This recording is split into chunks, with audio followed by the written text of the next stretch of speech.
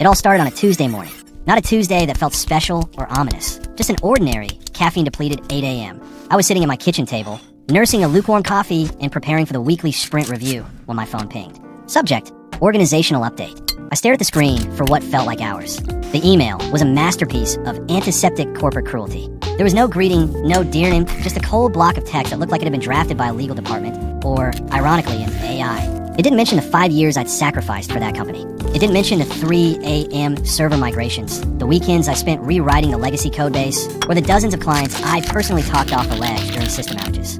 It simply stated that the company was transitioning to AI-first operations, and that my role as lead systems architect was no longer aligned with the strategic direction of the enterprise. By 8:15 a.m., my Slack was a ghost town. By 8:20 a.m., my company email bounced. 5 years of building, designing, and troubleshooting evaporated in 13 minutes.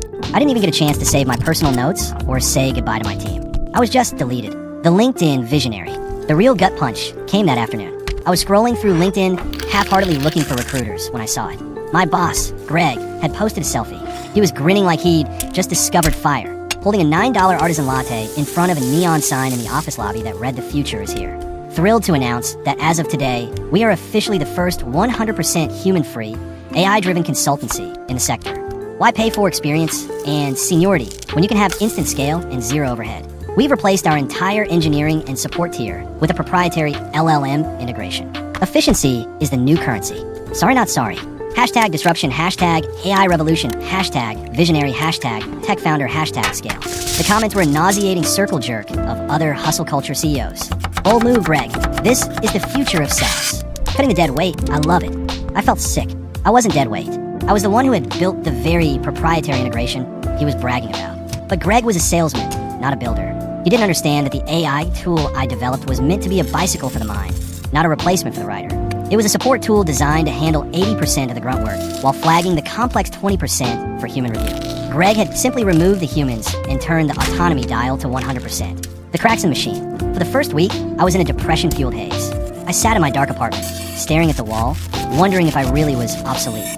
But then, the messages started trickling in. Not through official channels, obviously, but through my personal phone. Clients I'd worked with for years had my number for emergencies. Tuesday, 11:45 p.m., former client, hey man. Sorry to bug you late, but the portal is acting weird.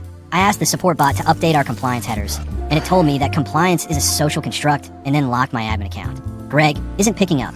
Can you look? Wednesday, 2:10 p.m., former client B. We just got a generated report from the AI. It used data from our 2021 archives and mixed it with a competitor's public stock info. It looks professional, but the math is literally impossible. Is the server melting? Thursday, 9 a.m., former client C. Is this a joke? I asked for a refund on a double billing error, and the bot told me that my financial negativity was noted and then signed me up for a premium subscription I didn't ask for. I realized what was happening. I had built the AI's safety rails, a complex series of validation scripts that checked the AI's output against the actual database logic. Greg, in his infinite visionary wisdom, had disabled those scripts because they slowed down the response time. He wanted instant scale. He got it. He also got instant chaos. I didn't badmouth him. I just helped him. Hey, I text back. I don't work there anymore, but here's why that's happening. The model is hallucinating because it's being forced to generate an answer even when the database query returns a null value. You need to manually override the API call. I did it for free because I actually cared about these people. And that's when the light bulb finally went off. Greg thought the product was the AI, but the product was trust. The war room. I spent the next month in a state of hyper-focused obsession. I used my severance and my entire savings to rent a small co-working space that was basically a glorified closet. I lived on ramen and high-octane cold brew. My whiteboards looked like the work of a madman. I knew the weaknesses of every AI model on the market. I knew where they tripped over nuance, where they failed at multi-step logic, and where they became confidentially wrong. I built the Guardian architecture. It wasn't a fully automated system. I leaned into the exact opposite of Greg's marketing. I called it Human Verified Intelligence, HVI. The AI did the heavy lifting, but every single output was passed through a validation layer I designed. If the confidence score dropped below 98%, the system didn't guess. It didn't lie. It didn't insult the client. It paused, sent a ping to a human dashboard, and said, I'm not sure about this. A specialist is reviewing it now. I reached out to my 3 biggest former clients, the ones who had been the most loyal. I didn't ask them to switch. I just asked them to beta test a new project. I'm not 100% automated. I told them during a Zoom call. I am still % reliable.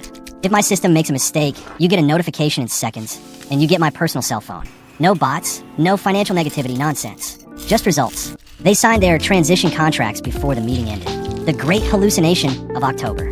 While I was quietly building my fortress, Greg was busy digging his grave. He had doubled down on his AI-first branding. He was doing podcasts, speaking at Future of Work summits, and even posted a video of himself firing a virtual employee in the metaverse. It was peak cringe. But then, the Great Hallucination happened. One of his biggest clients, a mid-sized logistics firm, used his AI to generate a series of shipping manifests and customs declarations.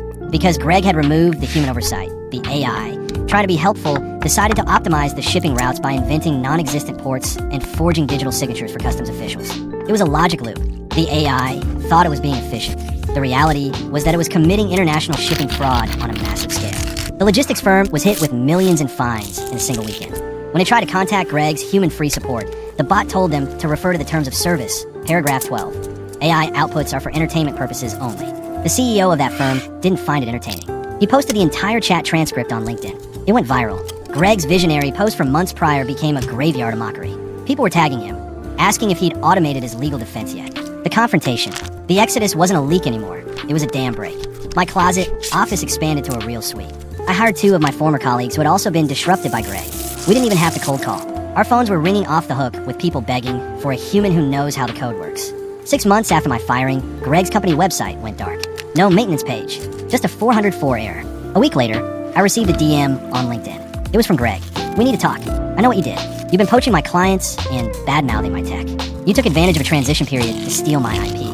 I've already contacted my lawyers. If you don't transfer your client list back to me and sign a non-compete, I will ruin you." I sat at my desk, looking at his message. I felt a surge of anger, but then I just felt pity. I typed out a response, then deleted it. Instead, I sent him a single link, a screenshot of his own post about efficiency being the new currency. I added one sentence. "I didn't steal your clients, Greg. I just picked them up after you threw them away. Also, your bot told me to tell you that litigation is a disruptive variable. Good luck with the bankruptcy." I blocked him. The aftermath. Greg didn't have money for lawyers. He'd spent it all on AI consultants who sold him the very hype that destroyed him. His company filed for Chapter 7 bankruptcy 3 weeks later. I'm now the CEO of a firm with 15 employees and over 100 clients. We use AI every single day. It's the most powerful tool in our arsenal. But we have a rule, written in bold letters on the wall of our break room. The machine calculates, the human decides. Last month, I saw Greg at a tech mixer. He wasn't on stage this time. He was standing by the buffet, looking older and much less visionary. He saw me and started to walk over, probably to start a fight or beg for a job. I didn't wait to find out. I just nodded, smiled, and turned back to my team. We were busy discussing a complex edge case that our AI had flagged. It was a problem that required empathy, historical context, and a bit of creative intuition. It was a problem that a machine could never solve. And it felt incredibly satisfying to be the human who could. TLDR, boss fired me to replace the engineering team with an unmonitored LLM and bragged about it on social media.